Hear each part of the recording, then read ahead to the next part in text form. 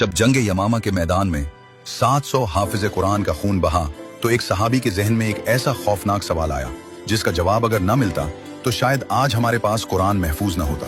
ये उस वक्त की बात है जब नबी सल्लल्लाहु अलैहि वसल्लम की वफात के सिर्फ एक साल बाद जंग यमामा में तकरीबन 1200 सहाबा किराम शहीद हुए, जिनमें से 700 के करीब हाफिज कुरान थे।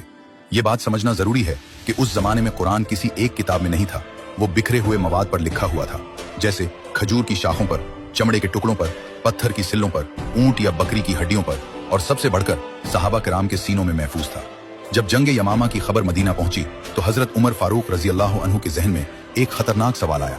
उन्होंने सोचा कि अगर इसी तरह हर जंग में हाफिज कुरान शहीद होते रहे तो कहीं कुरान का एक बहुत बड़ा हिस्सा जाया न हो जाए और कहीं कुरान का वजूद ही खत्म न हो जाए। वो फौरन हजरत अबू बकर रजी अल्लाह अन्हु के पास गए और कहा, कुरान को एक जगह एक किताब की शक्ल में जमा कर देना चाहिए। हजरत अबू बकर रजी अल्लाह अन्हु पहले घबराए और कहा, मैं वो काम कैसे करूं जो खुद रसूलुल्लाह सल्लल्लाहु अलैहि वसल्लम ने नहीं किया। ये कोई जिद नहीं थी, ये उस शख्स की एहतियात थी जो दीन में जरा भी बिदत से डरता था। लेकिन हजरत उमर रजी अल्लाह अन्हु ने समझाया, ये बिदत नहीं बल्कि दीन की हिफाजत है, क्योंकि कुरान पहले से लिखा हुआ मौजूद है, बस उसे एक जगह इकट्ठा करना है। आखिरकार हजरत अबू बकर रजी अल्लाह अन्हु का दिल भी मुतमईन हो गया।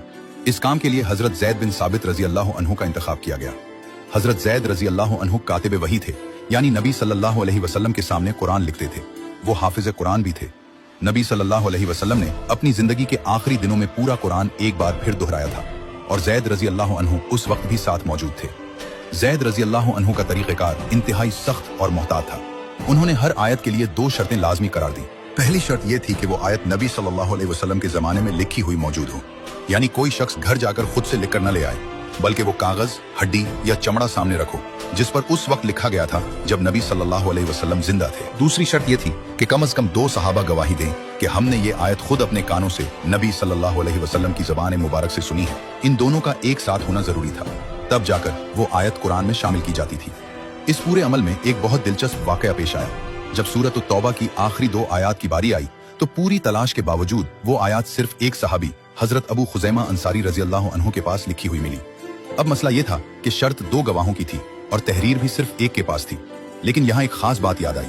नबी करीम सल्लल्लाहु अलैहि वसल्लम ने खुद अपनी जिंदगी में हजरत अबू खुजैमा रजी अल्लाह अन्हु की गवाही को 2 आदमियों की गवाही के बराबर करार दिया था।